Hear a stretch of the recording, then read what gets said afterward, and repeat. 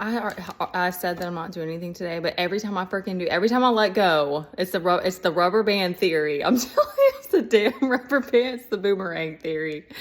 Like, you let it go, and then stuff comes to you. So I got all worked up yesterday about, not really, I didn't get that worked up, but I was just like, I don't know, and in a mood about like haters and just like being in a situation that like not knowing if like just being that like back and forth talking to God, like what am I not doing right? Like what do I need to do to make changes, and just kind of like frustrated. And then went to sleep, and I got up, and I was like, and I set my alarm, but still this one woke up early. And I was just like, I'm getting close to my cycle, and so my hormones or whatever, I don't know. But I was just like really tired still, so I laid down a couple more times after I fed him, and I just like felt like my angels or what, like however guides, like I don't know. Sometimes I don't like specify it, but anyway, I just felt them like wrap around me, and tried to let go of feeling guilty. And I got up, and it was like, I like completely shifted my mood, and I wasn't feeling great. And I'm like, it keeps being reiterated to me that it's like anybody who you have been in isolation, especially like I shouldn't even have to validate myself now for the amount of time that I've been doing this alone. But you do have to keep doing that, because we're still in a matrix. We're always going to be in a matrix. We're always going to be in a world that is like the ego is a part of it that we have to keep like letting go of. And now I wanted to add that it's like, if you are working to do your shadow work and open your heart and come back to love and everything, that all of the healing, all of that's involved in that, it's like you're carrying, it's a burden. I'm trying to think of the right words. Like it's a weight that we bear every day to carry that, because you're saying, I'm going against the grain. I'm following my inner truth. I'm sitting in the unknown whenever is necessary. Like I'm letting everything come at me, and I'm going to put my attention there, and I'm not just going to react to it, when possible.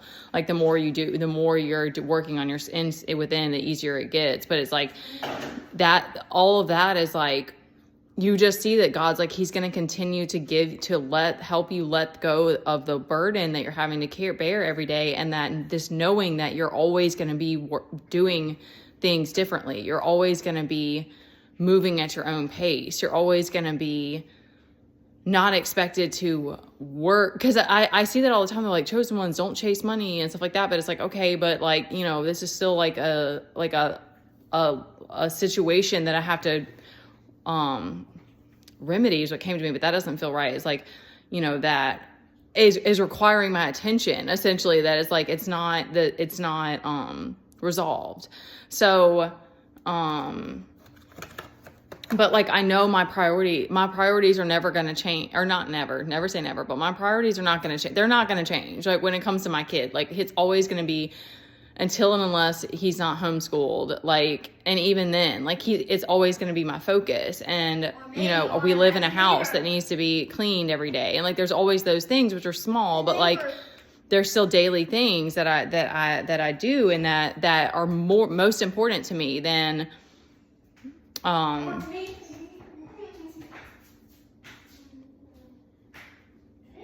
being like hyper productive or like, and you only know when you're, especially again, if don't have anybody around you, like, okay. I don't want to get sidetracked. If you're in isolation, like you only know the amount of flack that you're dealing with, like nobody else, and like, so you have to keep like the more you have to keep loving yourself through it, I was going to say, but like the more that you just like choose your heart, it's just interesting, because it's like we're still programmed. And like most of us too, if you've ever had your heart open, you were probably bold and like got your heart broken. And like for me with your family, it's like we actually cared. I actually loved these people that didn't love me. And like I wasted all this time, and like all that you're having to face that. And so it's a tragedy in its own way that we're having to like heal, but it does make you love yourself and God and like so much more in the journey that you're on and stuff like that. And there's something else there with that.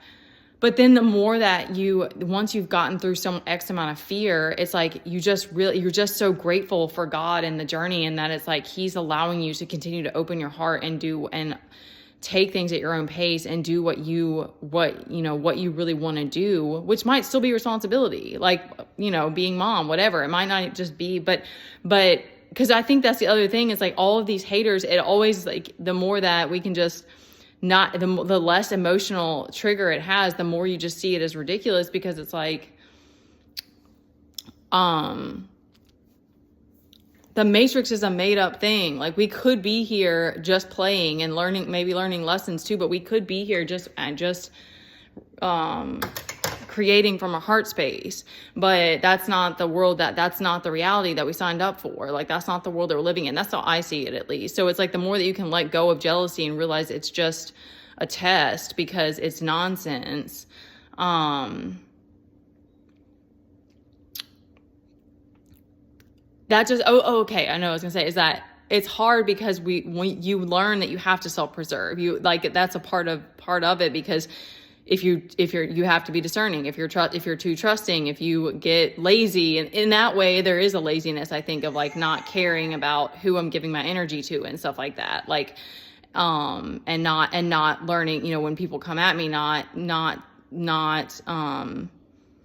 if I'm not using my discernment. But the more that you keep opening your heart and trusting it and choosing that, the more that God shows you, like the more that we lean into it, the more that it's like God and the universe show you like, yes, you're on track. You don't have people in your ear. You don't have people all around you like, oh my God, you're amazing. You're doing a great job. I'm so proud of you. Like they're not going to have that, but you're going to have this knowing because you feel content. You feel happy. You're not scared. You're not like, you don't have any of those feelings. So that's how you know that like whatever you're doing is fine. And for me, it's just very simple. It's our life is very Quaker-like. And there's definitely times where I'm like, I know that there's other things that I want to do. And I'm like, am I crazy? Like, I think we all are a little bit, but like, but then I'm like, when every time I just keep dropping back into my heart, I'm like, no, we're fine. Like, just come back to the now and we'll be okay. And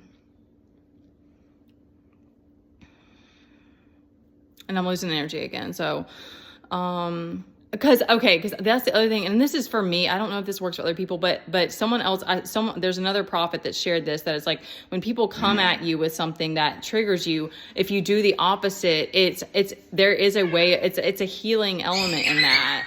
So like people calling me, I think I took that personal. I don't even know if it was a personal attack, but whatever. That laziness was triggering for me, because it's like, I care. I don't want to be lazy. So, but at the same time, I want to be honoring my body and the journey and continuing to learn self-care and all of this. So it's like, but then when I just kind of embraced it and took it in as whatever, then took it in as like, okay, whatever, man, I'm just going to do me anyway.